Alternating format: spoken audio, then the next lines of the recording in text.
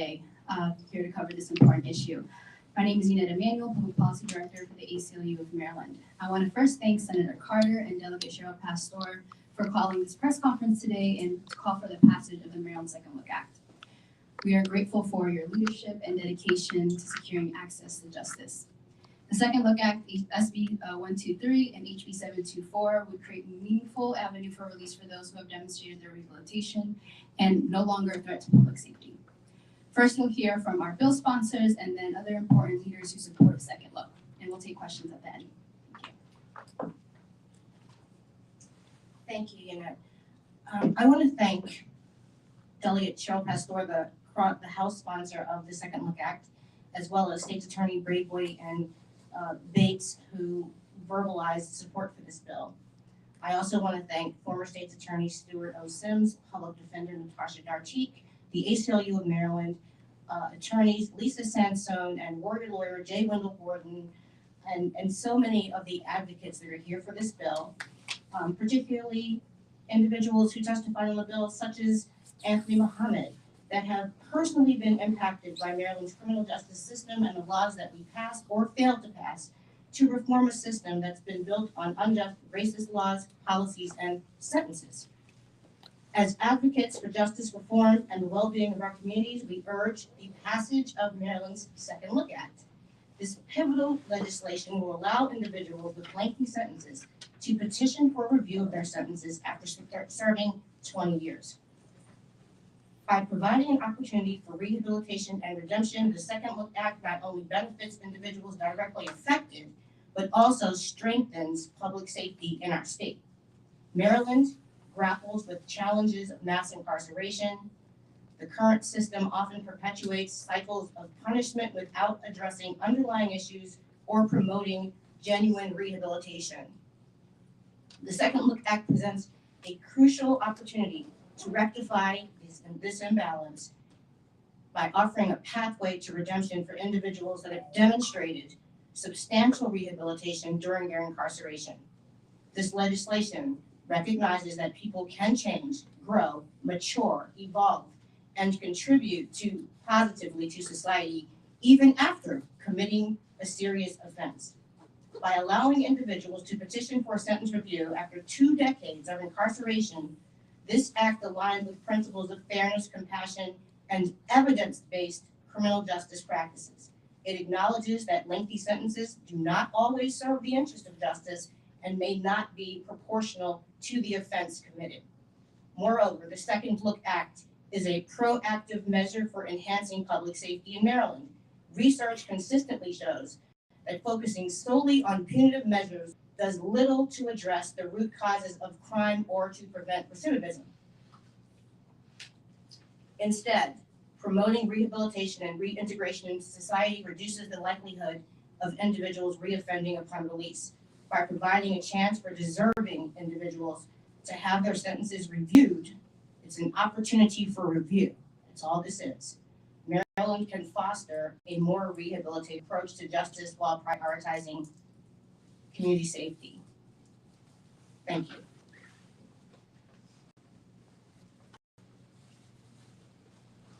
Now next we'll hear from Delegate Cheryl Pastor. Thank you. I'm very thankful for those of you who are here today, who either sitting out there, sitting back, or standing back here because of your commitment. So I didn't come to Annapolis with Second Look on my mind, but I did come here to work for the people. And I believe in God's word. So I'm gonna just put that right out there. So I know every single day, don't let the quivering voice fool you. This is about just how angry I am. Because I'm here to talk about something that is about life, that is about all of the things that most of us claim to believe, that we can forgive so many things But when people show us that they have found God, know God, and that they are walking in the path of light, and we refuse to see it, I have to ask myself why. I have heard every excuse for why second look is a problem. How can it be a problem to take people who have seen the dark side, go into a place that is supposed to be about rehabilitation, is geared to break people, not to fix them? And they have gone above and beyond for at least 20 years. There's not one out here who can say that. There's no one in the Senate or the House who really has been vetted like they have. This is an affront to humanity and civility. And every time people come up with the question, but what about the victim? So I'm going to tell you now, I'm a victim. 4 different kinds of acts of violence. And I have for years spoken to other victims about the different ones. And I sit in that judiciary room every day during session and listen to us talk about all of the things that I've already experienced. And I would say, my God, over and over again, really?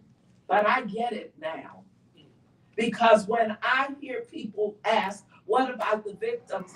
And I can say, name one. Name one and tell me how that person is feeling. They can't do it. So stop saying that. Because we are not a monolith. We don't all think the same way. And so I am sure that God gets me up every single day so I can give testimony to forgiveness and growth.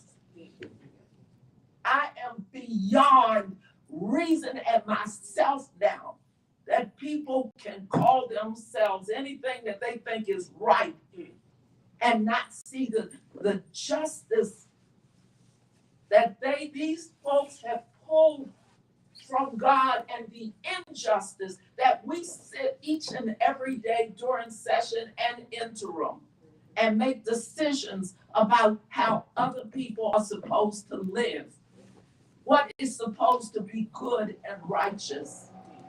This bill is about what we're all supposed to be about. So if folks turn their backs to this, shame on you. But I can tell you one thing, whether I finish this term or come back for another, my voice will not be silent. Put it on my tombstone. Second look, I'm not done with you. And it is better for me to be on this side than to be on the other side.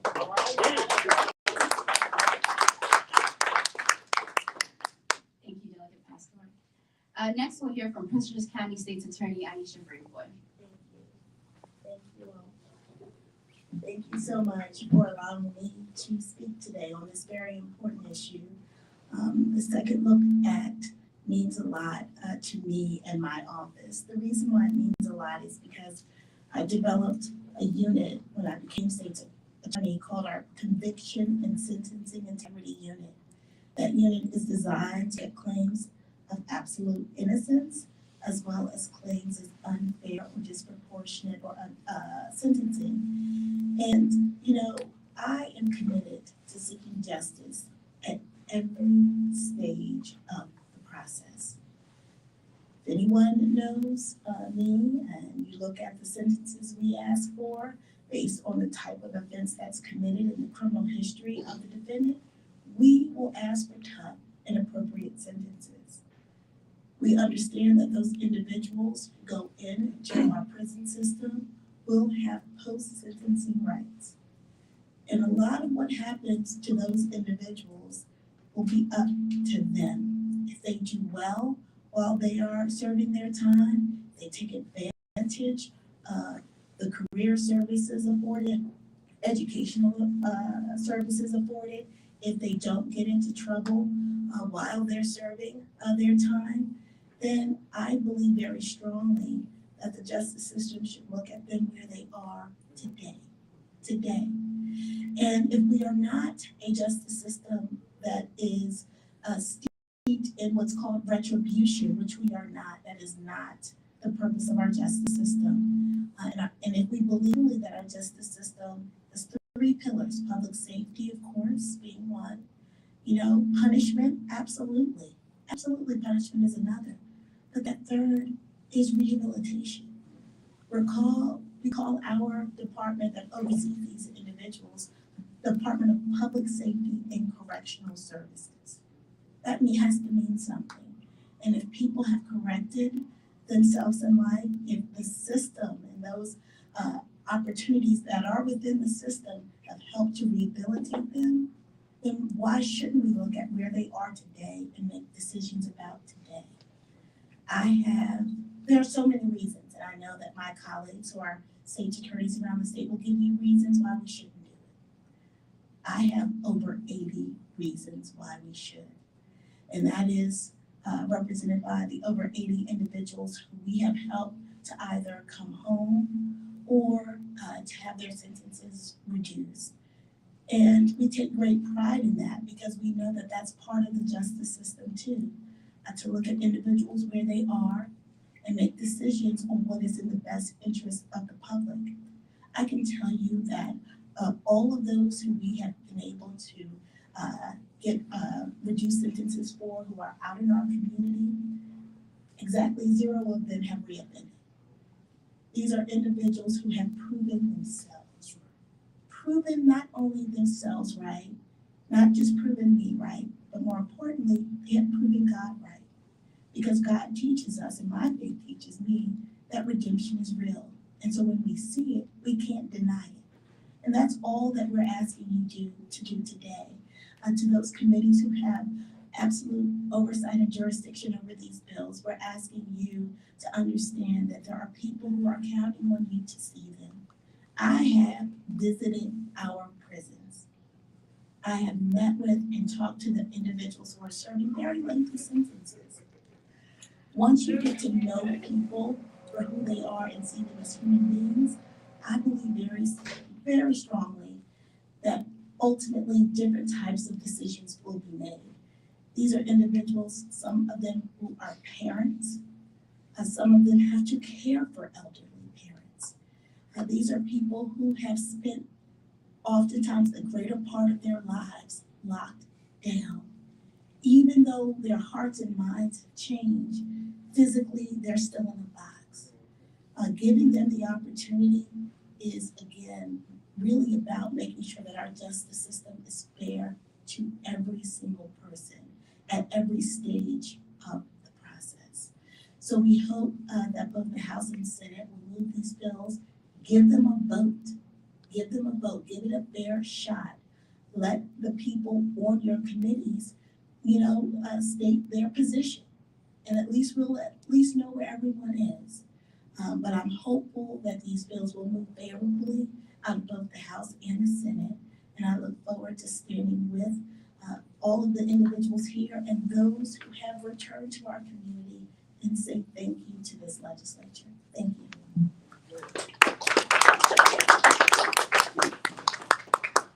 Next, we'll hear from Maryland Public Defender Natasha Darty.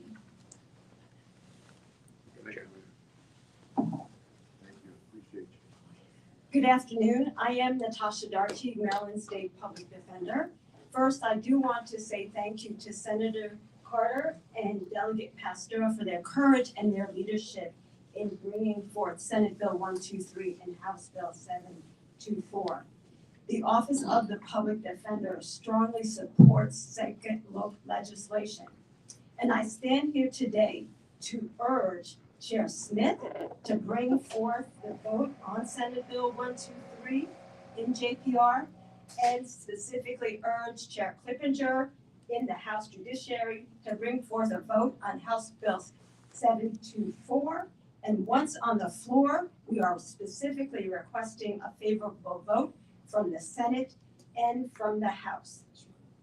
Senate Bill 123 and House Bill 724, Maryland's Second Look Act, will allow for incarcerated individuals who have been confined for at least 20 years to apply for a judicial modification of sentence.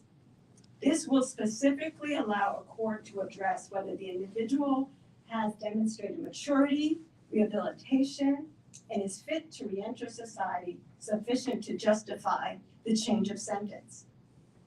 This bill builds upon Maryland's success in safely returning individuals from prison populations.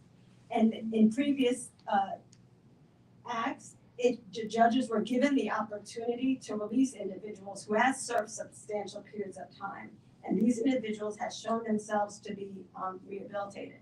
I bring to note the case of Unger v. State. And if you recall, the Unger cases between 2012 and 2017, specifically, almost 200 individuals serving lengthy sentences were released. Under Unger, recidivism rate is a mere 4%. Second look laws actually do work. They help reduce the prison population, they help reduce prison costs, and they create an opportunity for individuals who have shown that they have in fact changed. We also know that extreme and long sentences are often unjust.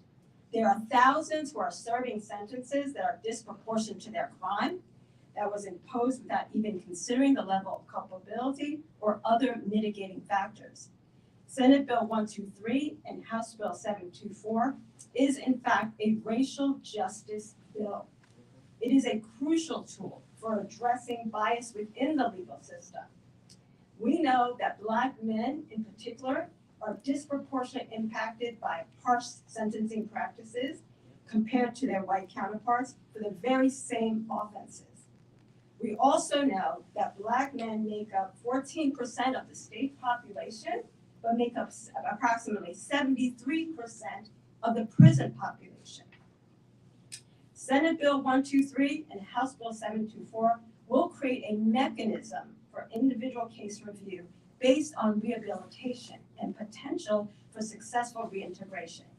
People can have shown and in fact do change over time. Keeping rehabilitated individuals incarcerated for long periods of time is wasteful, it is counterproductive, and is detrimental both to the individual and to society. We must recognize and support positive changes that incarcerated persons make and provide them with opportunities for successful reintegration into our society.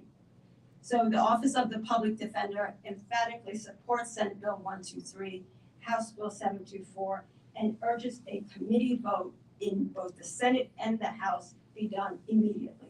Thank you.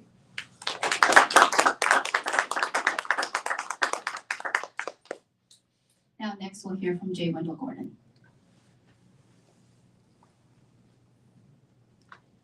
Good afternoon. First of all, I want to thank Senator Jill Carter again for the bravery that it took to bring this bill to committee, and for Delegate Pastor for her fiery support for this bill. You know, she said, you better take note of her while she's on this side. Because the other side, she may be much different and maybe not as polite. They say it's better to be seen than to be viewed. So we don't want to see anything other than what we see today in terms of Delegate Pastor's advocacy for this bill. I echo the sentiment of everyone who's standing behind me. And I just bring an antidote to this conversation. I remember back in 2002, I was representing a young man who was 19 years old at the time, charged with a very serious offense. And during his trial was in Montgomery County. And in 2002, I'm just going to refresh some of yours recollection. That was the year that the alleged DC sniper was on the loose. We were in the middle of a very serious trial. The jury was out deliberating on our trial, and they had at that time been deliberating for several hours. A news report came across that the sniper had committed some atrocities in Montgomery County. The jury, almost within minutes, came out with a guilty verdict. And I can still hear my client's echo in my ear, his words in my ear, that have remained with me throughout my entire career, even throughout my attempts to have him free many years later. He was 19, and he said, "Mr. Gordon, what does that mean? What does that mean?" That's what he said to me when the jury came back guilty. "What does that mean?" And I said, "They found you guilty." He said, "But when am I going home?" I said, "You're not going home." And so, almost 20 years later, or 21 or so, someone decided that when a person has spent a protracted period of time in jail, the courts should have an opportunity to look at what he's become, look at what he's done with himself.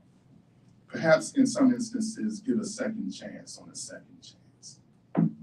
And I'm so happy that this bill is in the gestation period, because if it becomes full-fledged and it's brought to life, that will mean another opportunity for someone to look at the sentence that this young man received and perhaps say, "You know what? Those things did happen. He was found guilty of them." And to this day, I still don't believe he was guilty, because the science and the medicine was in disarray back then that led to this conviction. But nonetheless, I never criticized jury. I'm a trial lawyer. I didn't introduce myself. I'm a trial. My name is Emanuel Gordon. I'm a trial lawyer. I never criticized juries. If they didn't get it, it's either I didn't do a good job of bringing the information to them, or they just did not agree with me. And as a trial lawyer, I guess that's okay. But if you are one who has suffered the repercussions of perhaps a verdict that was unjust, or just didn't suit the alleged crime, or they just got it wrong altogether, wouldn't you want someone to take another look at your situation? And that's all this look back, this bill is asking us to do. It's not saying the judge has to do. It's not mandatory. It's just saying, hey, look at me, look at where I was, look how I've changed by this experience that was made to break me. And look at me from the point of view that sometimes our past mistakes don't always define us, but at times they refine us. And there are a lot of individuals who may be eligible to take advantage of this bill, or this, if it becomes law, to show how they've been refined and turned from whatever it was that led them to that place and turning towards what can lead them out of that place. So thank you, Moses. Moses. In some respects. And that might be a little bit much for those who are deeply religious, but for me, it's suitable. And so that's why I said that. And so I'm urging Senator Smith in the House Judiciary and Cliftonburg. I know him because he's a prosecutor, so I do know him.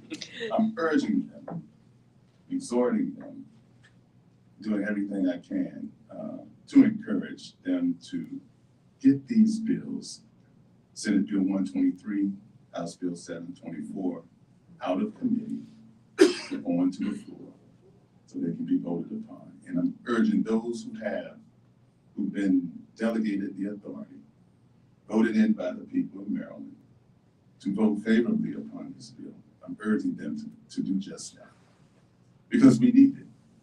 Incarceration does have its usefulness. Punishment does have its usefulness, as State's Attorney Brayboy indicated, but so does rehabilitation.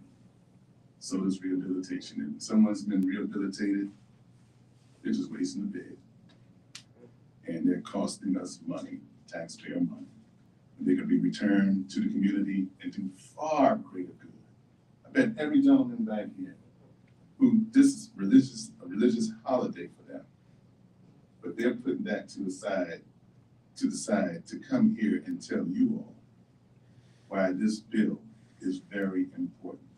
Because I guarantee, and I don't know them all, maybe met one or two of them, but I guarantee they are helping more individuals of their ilk than they ever could when they're in a cylinder encased cell with steel and aluminum toilets, stainless steel toilets and small sinks and whatever else that comes from being in jail. That's very inhumane sometimes and just quite frankly not nice, as jail is supposed to be.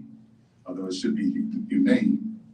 Nonetheless, thank you for hearing me out. And again, I hope this bill passes. It is a very good bill and it deserves to be enacted into law. So thank you. And now next we'll hear from attorney Lisa Sansone. Hi, my name is Lisa Sansone. I'm a private defense attorney, and I'm here in support of Senate Bill 123. I'd like to thank Senator Carter and Delegate Pastor for their hard and tireless work on the Second Look Act. I have many clients who I have gotten released from prison who have served decades in prison. And I know it's a smaller sample size, but none of them have reoffended. I just love to get the pictures of their children and their weddings and their happy moments that would never have happened, had they just languished in prison. This bill is, as Senator Carter's emphasized, a mere ability to review a sentence. It's on the inmate to prove that they are deserving of any kind of modification. I think that what's often overlooked when you look at the justice aspects is, the physical impact of this bill.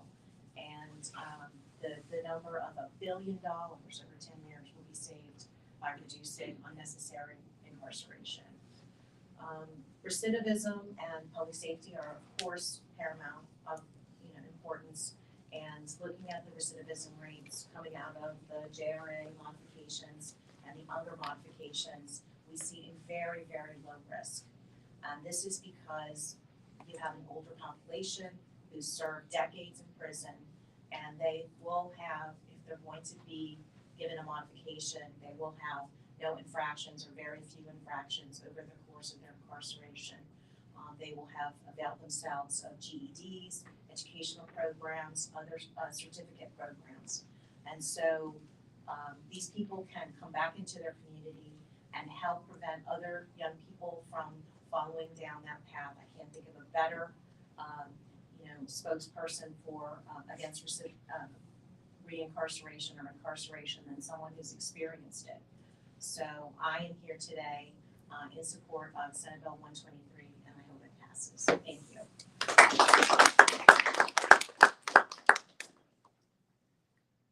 So before I call up the next group of amazing individuals who recently or a while ago returned back to our communities, I just have a few words to share. Again, my name is Emanuel, Public Policy Director with the ACLU of Maryland, and thank you all again for being here today. As you often hear, Maryland incarcerates the most Black people in the entire country. And the question we get sometimes is, how could this happen here in Maryland? And the answer is, like many other states, Maryland was then and unfortunately still is influenced by a devastating super predator mythology and the lock them up and throw away the key mentality, which has led to harsh and harmful and counterproductive changes to law and policy. It has also resulted in Maryland's prison system being filled with Black people who are excessively sentenced and denied parole. For more than 25 years, Maryland's parole system was not available to people serving life with parole sentences, which contributed to the bloated prison system and its extreme racial disparities that we see now. Now the governor has been removed from the parole process, but that's still not enough to remedy the decades of wrongful denials. Furthermore, unlike court hearings, parole is not a judicial hearing, and people have almost no due process rights and no legal representation to prepare them for a strong presentation. Equally important is that in the immediate aftermath of a serious harm, emotions are high, and it may be difficult for a sentencing judge to determine a person's capacity for change. But many years later, a judge can assess a person's growth, progress, and rehabilitation behind bars based on their actual track record. This evidence-based initiative recognizes the transformative potential of focusing on rehabilitation and the urgency of addressing racial justice in our criminal legal system. Lastly, the reality is that people do change, and our laws should reflect that.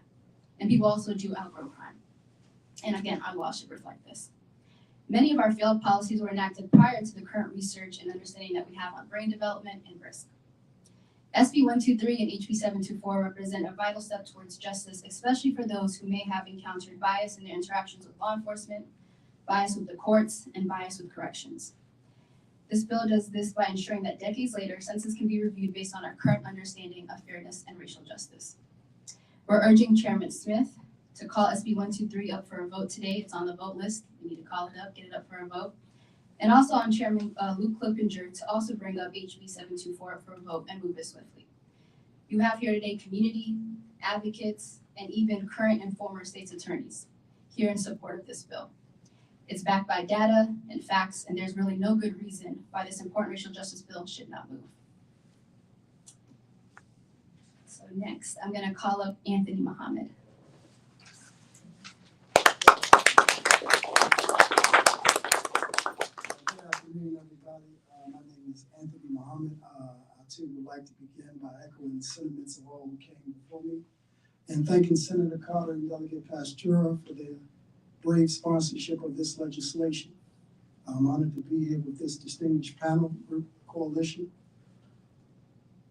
31 years ago, at the age of 15, I was arrested in Baltimore City for 2 homicide charges.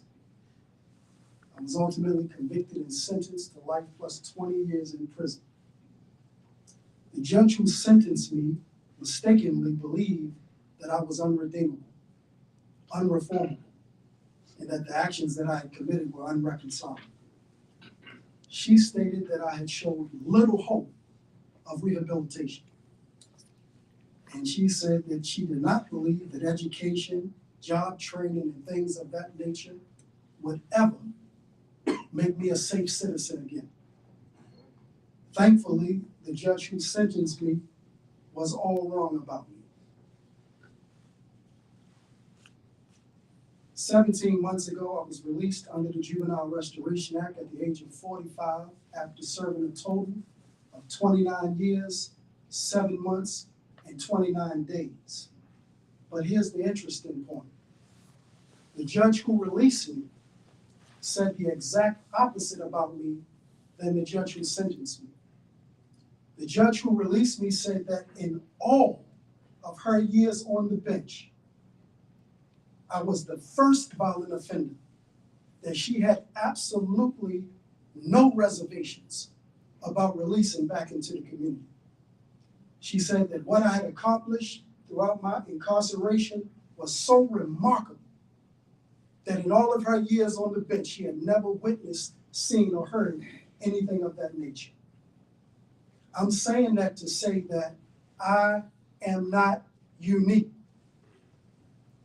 And Chairman Smith and Chairman Clippinger, whom I've met with personally, talked to face, who applaud me for all of the change and transition that I've made,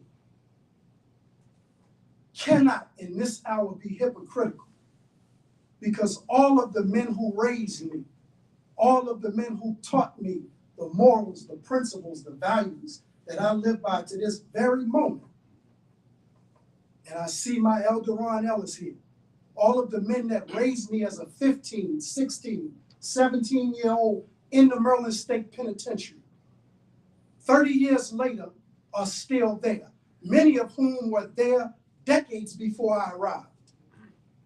You can't say that because of a change in law that I deserve the opportunity. But now when the opportunity comes for you to give those well-deserving of the opportunity the same opportunity that I have. And it is without dispute that this category of people are not only rehabilitated, but it is without dispute that they no longer pose a threat to public safety. And the only point of opposition that I have heard from those who oppose this bill is victims, victims, victims. And I'll close with this point. I spent the last decade of my incarceration hosting all, not some, all of the leading victim rights organizations in the state of Maryland. Victim rights advocates. We brought them into the prisons to speak to the inmate population, to hear the pain, to hear the sorrow, to experience the ripple effect of our actions and what they cause. And it is that experience that produces real remorse when you come face to face with the reality of what your actions have done. And since my release, I have had the opportunity to sit down with the families of my victims through victim offender mediation, who have given me their forgiveness for crimes that I committed at the age of 15. What we are saying is that people, all of the data, all of the research, all of the studies unanimously show that people change. People age out of crime. So it's only common sense that after 2, 3, 4, 5 decades later, somebody should have the opportunity to revisit sentences of people who committed crimes as teenagers. So that is all I will share. I will join this distinguished coalition, and I thank you for the invitation.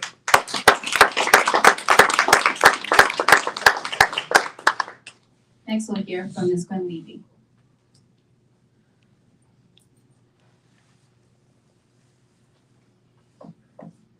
Good afternoon.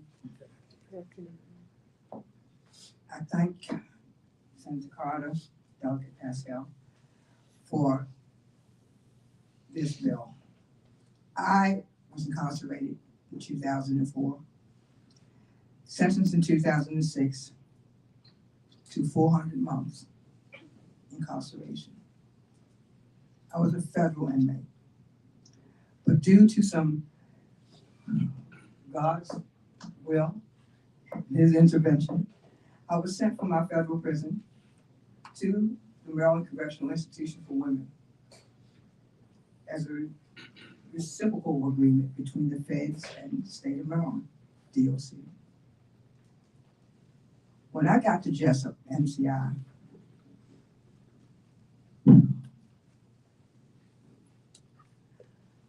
I saw a lot of things. I saw a lot of women who had been there 20, 21 years, some who had gotten there when they were 15.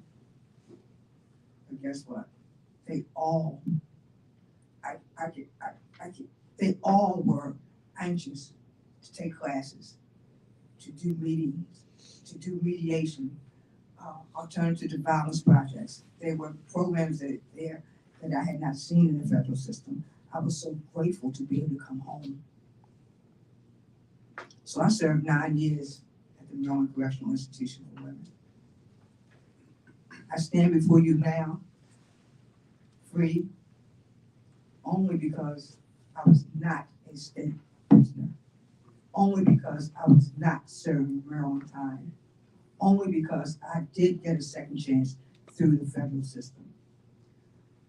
The women that I left behind, some are 80 years old. One friend of mine has dementia. She doesn't even know why she's still there. She doesn't even know why she even got there. Yet we still hold her. I have another friend who went to court last week under the Juvenile Restoration Act. And hopefully the judge will listen to her rehabilitation and her redemption. and allow her to be able to come home like some of these guys that are up behind me. But I say this to say that had it not been for me being in the federal system, I would still be incarcerated until I was 93 years old.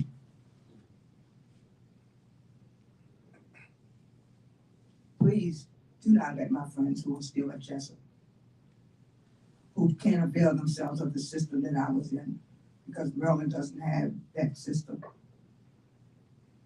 Please make sure that we pass these bills so that those women who have done 20 years, 31 years, who went in at 15, who are now 80, who went in at 27, who are now 65, who have been to college, are getting degrees, who are running programs, who are doing everything. We formed organizations in that prison. We got group wheelchair ramps. We got wellness programs. Women who are actually engaged in that system to make sure that while they're in there, they're not just doing time. They're making themselves better so that when they come out, they will be an asset to their community. I ask you, I applaud you, please let this bill pass so that all levels of incarcerated people will be able to benefit from a second chance. Thank you.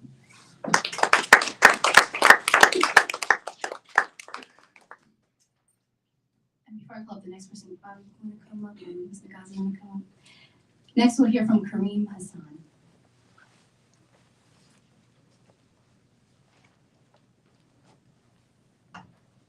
Hello, how's everybody doing? First of all, I would like to thank you, Brady Women, for bringing this bill to fruition. And I wanted to let her know that I was one of the first of the UNGAs to be released in Baltimore City after serving 37 years. You know, the Second Chance Act, you're looking at it right here. That's right. I'm living it personally. That's right. You know, I went to prison in 1976. Even though I don't look that old, but I received a life sentence at 17 years old for first-degree murder. I was one of the juveniles that you hear about today, running around stealing cars, breaking in people's houses, doing all that crazy stuff, you know, and I paid for it at 17 years old when I got sentenced to life, you know. So I was in the Maryland State Penitentiary, and I was on lockup 8 years later when I got word that my father passed. And I was sitting in that cell crying because it devastated me. And then at that moment, that's when I realized that I have another family feeling the same way I feel because of the act that I committed. And right then, I made up my mind that I'm gonna change my life. And when I came off lockup, I don't know if you remember this or not, but Ron Ellis was my next door neighbor. And he was in the college program. And he told me, it's not a prison sentence. This is a long, long college semester. That's what he told me. I don't know if you remember, but that's what he told me. You know, and I went to school, got my GED, got in college, got in all the self-help organizations, and changed my life. You know, and today, I've been out 10 years. Thank you, God. And we're working on a program called Creative Responsible Use.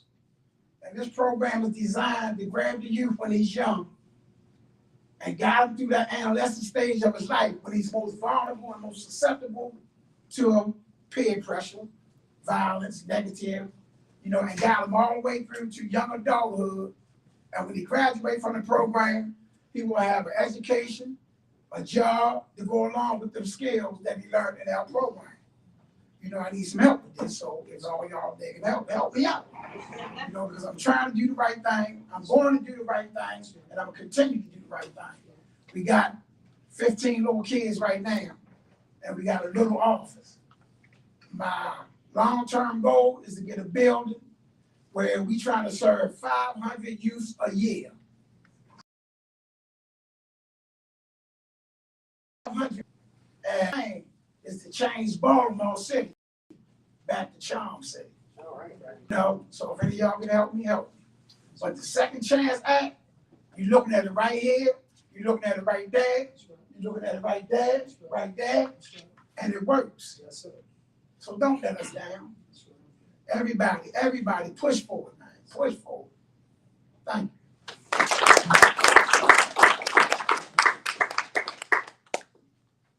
So before I call up the next few speakers, I just want to give folks a chance to ask any questions of Senator Carter, because she does have to get back to the floor there, so on the Senate floor.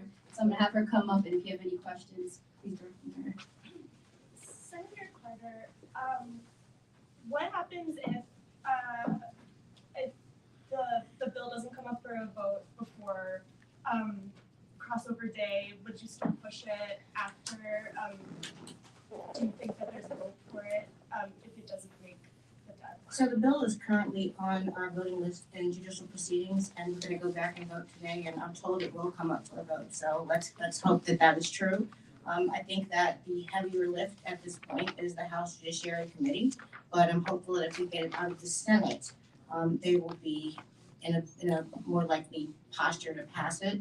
I do know that there is great resistance over there from the chair, though. Just one question, Senator Carter. You've spoken quite a bit about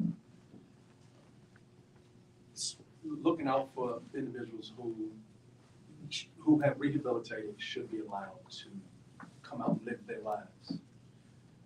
Let me see how I can ask you, just bluntly. Are there some colleagues of yours who are hypocritical and do not believe in rehabilitation? So I'm not gonna call any colleague hypocritical. I still have votes to get done. That's why I asked. I would say the Maryland legislature as a whole and many politicians are short-sighted and hypocritical in the way that we cherry pick the group of people that we care about, the issues that we care about. And I'm not gonna let go on too much of a tangent. For example, we just debated in committee a bill that would end the statute of limitations on antitrust cases, but we won't entertain doing it for lead victims. So there's a lot of hypocrisy in politics altogether, but I think that our responsibility and our charge now is to reverse the harm done by all of the racist policies and laws of the past and the way that it's harmed our communities. And I always say this, for those that don't care about justice or human beings, care about the budget, care about the money, care about the fact that we want people to contribute as taxpaying citizens rather than use our tax money to house and feed them. I think that's the issue that we need to grapple with now. Where do you think the resistance is coming from? Is it optics? Because this year the juvenile justice bill is such a big agenda item. Is it something else?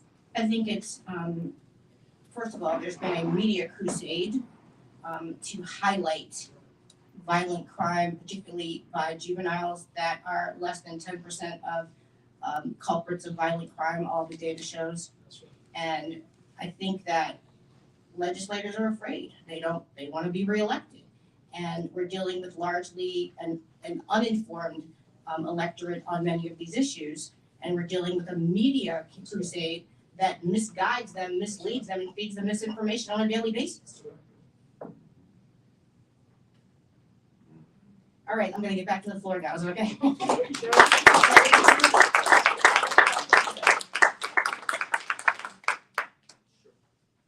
Delegate Pastor also has to head outside. I just want to see if there's any questions for her before she heads out. Thank you, Delegate. Thank you.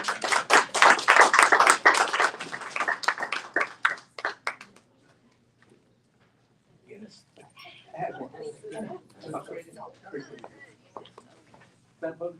You mentioned the second look back. What other states have it? Do you have it there? Oh, offhand, I do not have that data information. Okay. I'll look at it. Okay. Yeah, that was it. Thank you. At least 10 other states have it. DC? DC has it, Oklahoma just passed the bill a couple of days ago, California as well. I think you the list. Thank you. But just to add to your previous question, one of the challenges is this inherent belief that Black people are inherently criminal and that there's no capacity for change. And that's unfortunately something that people believe either consciously or subconsciously. And that's something that we're constantly dealing with down here and debunking. So that is one of the challenges to passing this important piece of legislation. Next, we're going to hear from Bobby.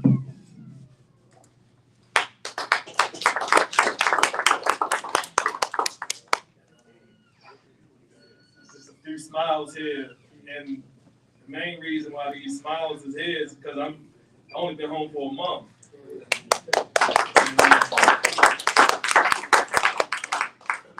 I see some of my mentors here. And the people who invested in me, they are here. Some of them are here. It's the reason why I say some of them. And I want y'all to look me in my face and imagine me 25 years ago.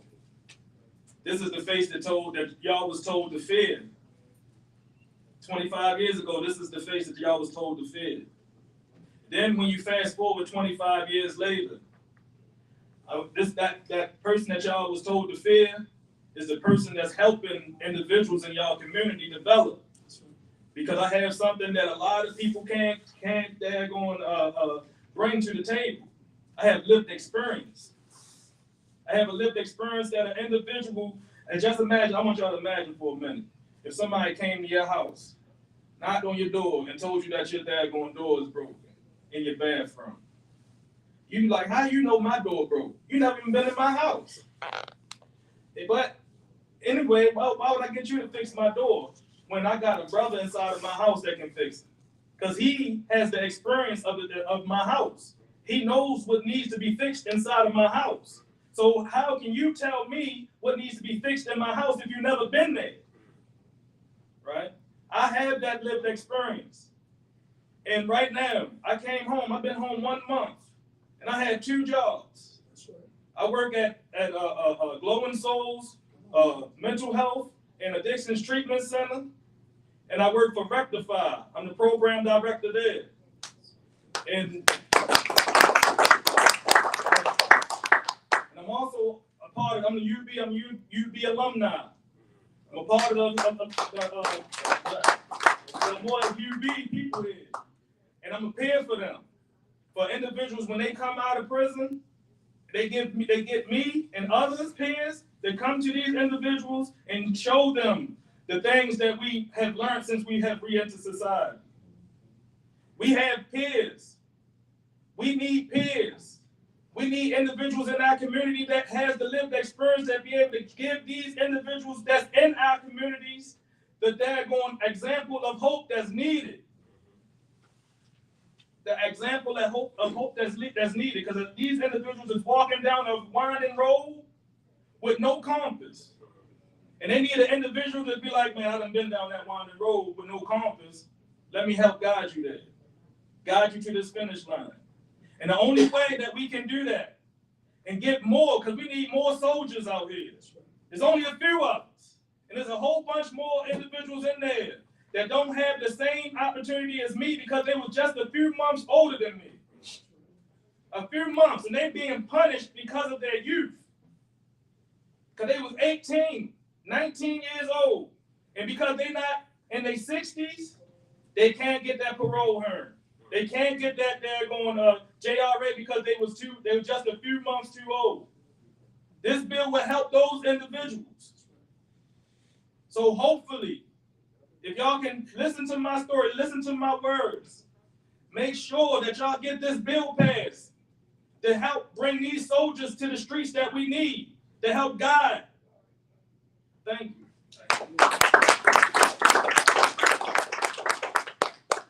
Next, we'll hear from Nigel Jackson. Good afternoon, everybody. I am Nigel, Jobs on Deck Jackson. And today is my 395th day out of federal prison. I came home from federal prison where I'm from, Columbus, Ohio, but I immediately came to Baltimore because this is where I got the case out of, okay? And when I was sitting in the detention center here in Baltimore, I was seeing all these young guys who I put my son's face on these young guys because I'm looking at these guys and they got federal cases, and it's a conglomerate of these guys. I'm talking like 10 or 15 guys on a federal indictment. The drug proceeds won't even give $10,000, you know, but everyone is facing 20 to 30 years, you know. And I look at myself and I said to myself, I said, you know, I got to change because for real, I'm part of the problem. For me to be a 3-time offender. Been to the feds twice and been in the state in Ohio 1 time. And to come home repeatedly and then not utilize the things that I learned in a positive manner, I wasn't giving myself a chance. So I wasn't giving my children a chance. I have 8 children in Columbus, Ohio right now. And the reason I came to Baltimore, I decided to stay in Baltimore after I left Cherry Hut, Indiana Federal Prison, was because I knew that Baltimore City, from my observation of being incarcerated down on Madison Avenue, my observation was a very clear vision that these guys over here, if I decided to get back into the streets, they would kill me. Because they don't know me back from like they know me back home. So I use that as a deterrent to ever commit crime again. Plus, I saw that there was a need for men who want to do the right thing and be mentors, like these beautiful men behind me and sisters like yourself, to be able to help these young kids understand that the life that I live, because they're looking at me. All these children are looking at me. That is not the way to live. So I am now a community health worker. I have my certification in community health work. And since I've been home the 395 days, I've helped over 45 people obtain employment. Bobby is one of them. I've helped over 400 people with their needs, whether it be giving out needles, whether it be resource connections to the social service offices, whatever their needs are, they call me. And I make myself readily available because just last month, my son Nigel Jr., turned 25 on February 3rd. He was murdered the next day. So when I think about my son and the chance that I didn't give him by not indulging into a pro-social lifestyle, but that of a criminal lifestyle, and thinking that those things were fine and thinking that everything would be okay because I had money, that is not what they needed. They didn't need my presence in a box form. They needed my presence in a physical form. So I encourage this legislation and these wonderful people that are trying to push this bill to realize that in America, we have the biggest prison population in the world. So that means somebody in everybody's family is being affected. Give people a second chance. That's how I came home. I came home on a Second Chance Act on Valentine's Day of 2023. I was given a second chance. And that's all I need because, you know what? I'm never going to prison again.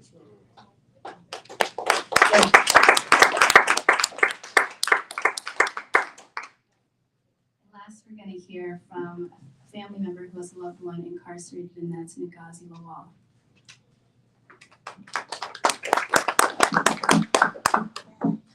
Good afternoon. I'm really happy to be here with you all. Thank you for your attention.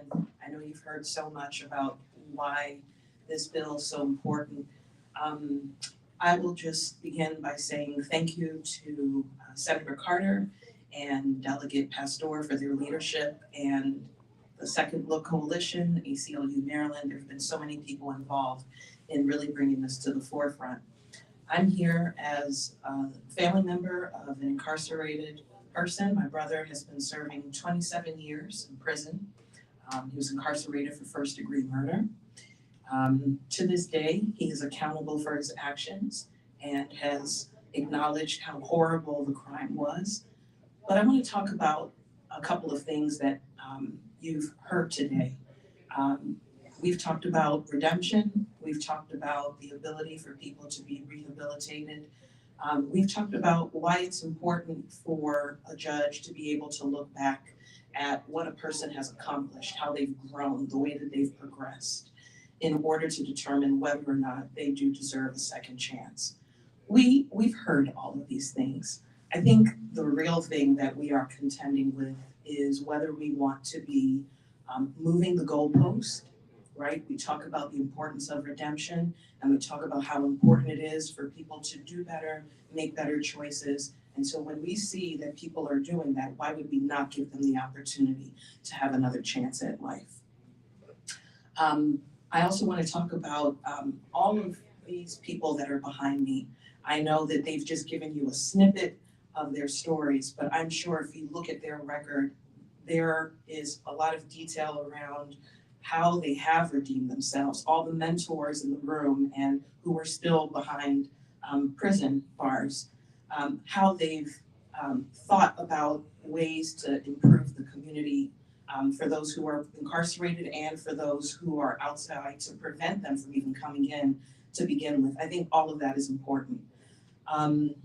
I could tell you my brother's story, but I know we don't have time for that today. So what I do want to leave you with is that I don't think my brother is a unicorn when we talk about all the ways in which he's redeemed himself. And neither are these people behind me and the young lady that spoke earlier today.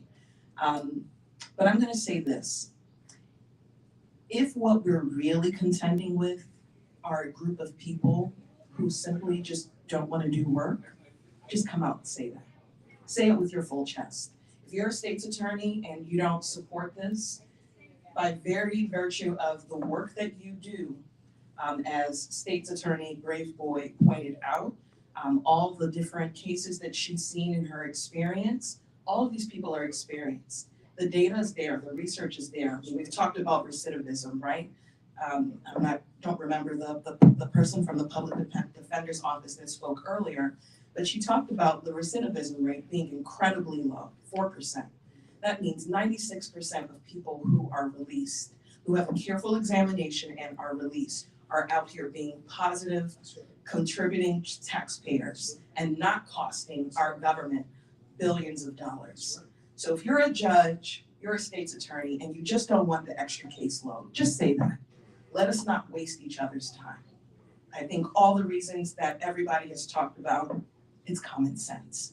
I'm a mother of 2 boys, 5 and 8 years old, and my husband and I are teaching them the importance of right and wrong. You make a mistake, you fix it. So if that's the message that we give to our young people, let's stand by it and let's not move the goalpost. Thank you.